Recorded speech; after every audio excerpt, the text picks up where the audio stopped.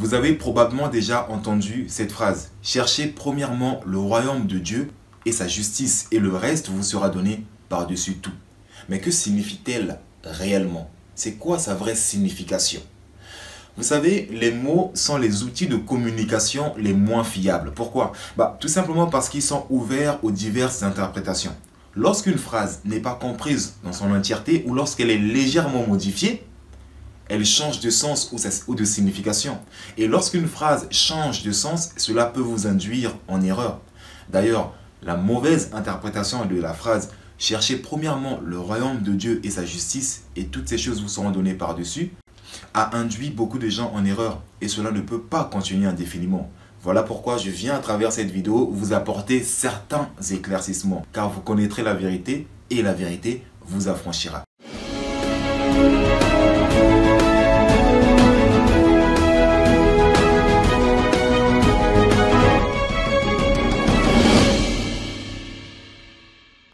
Salut à tous, j'espère que vous allez merveilleusement bien, tout comme moi, ça ne change pas. Qui plus est, je me sens toujours aussi parfaitement divin et d'ailleurs, vous devriez dire la même chose. Mes amis, vous savez, quand j'étais petit, les gens qui recherchaient plus de confort, de meilleures conditions de vie, plus d'argent, étaient en quelque sorte considérés comme des matérialistes par ceux qui se considéraient plus spirituels ou plus divins qu'eux. Ainsi, il leur disait, cherchez premièrement le royaume de Dieu et sa justice, et toutes ces choses vous seront données par-dessus. Pour ainsi dire, cherchez d'abord votre billet pour le ciel ou pour le paradis, au lieu de courir derrière toutes ces choses qui ne sont que vanité. Déjà là, il y a une mauvaise interprétation. Et c'est cette mauvaise interprétation qui a incité beaucoup de gens à renoncer aux besoins fondamentaux du corps, aux pulsions naturelles de la vie. Ils préfèrent vivre malheureux, se priver de nombreuses choses que la vie a à leur offrir. Parce que pour eux, ils croient que cette façon de vivre est le seul moyen d'obtenir leur billet ou leur ticket pour le paradis ou pour le ciel, ou le billet pour accéder au royaume de Dieu et à sa justice. Mais mes amis, dites-moi, quel Dieu exigerait de tels sacrifices? Voyez-vous mes amis, cela démontre à quel point l'être humain a encore du mal à concevoir l'idée d'un Dieu qui n'exige rien. Vous savez pourquoi? Je vais vous le dire. C'est tout simplement parce que nous avons bâti une société dans laquelle l'ego est mis en valeur, où nous avons mis l'ego au premier plan. Ainsi, nous avons créé Dieu à l'image et à la ressemblance de l'ego. Un Dieu vengeur, un Dieu courroucé, un Dieu qui a besoin de ceci et de cela. Mais en réalité, ça, c'est le Dieu de l'ego. Dieu n'a besoin de rien. Même si c'est difficile à entendre pour certains, je vais le redire. Dieu n'a besoin de rien. Mais il a des désirs. Le besoin et le désir sont deux choses différentes. Et moi, je vous dis ceci.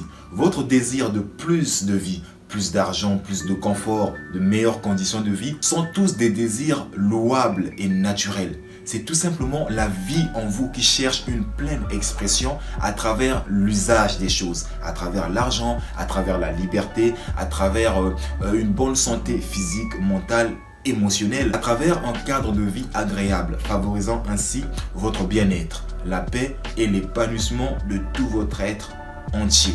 Et si vous vous sentez concerné par ce que je viens de dire, enlevez de votre esprit l'idée que votre désir de plus d'argent, plus de liberté, de meilleures conditions de vie, plus de confort, sont des désirs ou des choses qui ne plaisent pas à Dieu. Non, c'est faux. Ce sont des désirs naturels. C'est la vie ou Dieu en vous qui cherche une pleine expression. Lorsque vous êtes en bonne santé physique, mentale et émotionnelle, Dieu peut s'exprimer facilement à travers vous.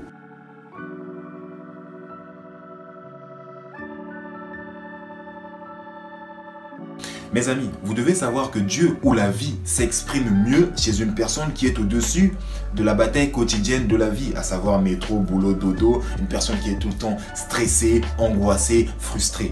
Dieu s'exprime mieux chez une personne qui est au-dessus des soucis financiers ou sanitaires. Et vous devez prendre conscience de ceci. Votre corps est la manifestation physique de Dieu. Autrement dit, Dieu s'est incarné en tant que vous, dans ce corps que vous êtes, afin de se connaître de façon expérientielle.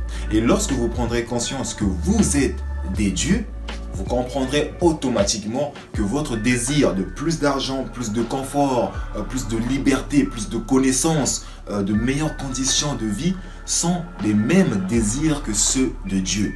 Vos désirs et ceux de Dieu ne font qu'un. Parce que tout ce dont vous faites l'expérience dans cette vie, Dieu aussi en fait en vous et à travers vous.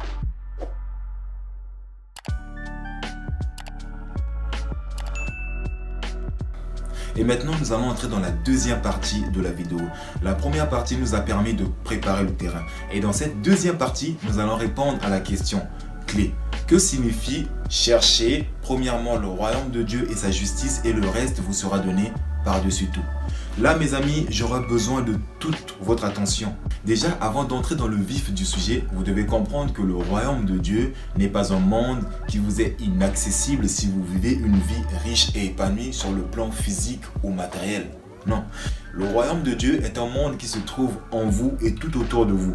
Et vous pouvez y accéder à n'importe quel moment de votre vie, à n'importe quel moment de votre journée. Vous n'avez pas besoin de mourir pour y accéder, comme le pensent bien de gens. D'accord? Vous n'avez pas besoin de mourir pour accéder au royaume de Dieu. Le royaume de Dieu est parmi nous et est en nous.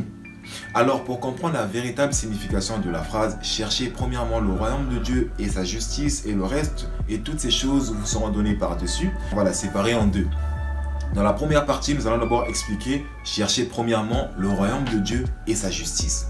Donc, chercher premièrement veut dire prioriser, faire de quelque chose votre priorité. Et le royaume de Dieu veut tout simplement dire votre monde intérieur. Je m'explique. Vous savez tous que Dieu est omniprésent. Donc, si Dieu se trouve partout, il n'existe aucun endroit où il ne puisse pas se trouver, y compris en vous. Est-ce que vous comprenez? Donc, le royaume de Dieu se trouve en vous. Maintenant, quand on dit « et sa justice », la justice veut tout simplement dire la guidance divine. Suivre les instructions qui viennent de l'intérieur. D'accord? Donc, pour reformuler cette phrase, je dirais ceci. Faites de votre priorité votre communion avec Dieu ainsi que sa guidance. Donc, cherchez d'abord le contact direct avec Dieu et sa guidance. Ça, c'est la première partie. Maintenant, la deuxième partie de la phrase qui dit « Et toutes ces choses vous seront données par-dessus » veut tout simplement dire ceci. C'est de votre communion ou de votre contact direct avec Dieu ou la source que toute chose est issue. Autrement dit, si vous recherchez plus d'argent, plus de liberté, plus de confort, une meilleure santé physique, mentale et émotionnelle, vous devez vous connecter à cette source. Donc vous voyez, ça n'a rien à voir avec les histoires de « oui, il faut vivre malheureux sur terre, il faut souffrir, il faut renoncer aux besoins fondamentaux de la vie, du corps, pour ensuite accéder au paradis. Et c'est seulement là-bas, d'accord? C'est seulement là-bas que vous allez jouir de toutes les richesses, de toutes les choses dont vous avez toujours désiré sur terre. » Non, c'est du pipeau. C'est du pipeau. Vous êtes ici-bas pour jouir des merveilles que la vie vous offre. D'accord?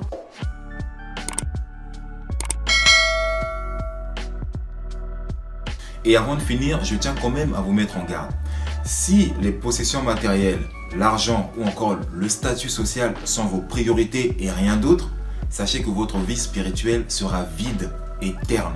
Si vous ne communiez pas régulièrement avec la source de votre être, si vous ne cherchez pas le contact direct et conscient avec la source de vie, sachez que votre vie d'intérieur sera pauvre et déséquilibrée. Au fait, ce que j'essaie de vous faire comprendre ici, c'est ceci. Nous sommes tous venus ici pour vivre une vie équilibrée. Car en tant que des êtres tripartites, chaque partie de notre être doit atteindre l'équilibre. Mais pour que cet équilibre soit atteint, vous devez revoir vos priorités. Car à quoi sert-il à un homme de gagner le monde s'il perd son âme? Ça sert à quoi de posséder tout l'or du monde, d'avoir toutes les possessions matérielles, mais si au-dedans de vous, vous êtes frustré, si votre âme est frustrée car elle se sent négligée, elle se sent délaissée, ça sert à quoi? Si votre vie d'intérieur est pauvre, ça sert à quoi de posséder tout l'or du monde?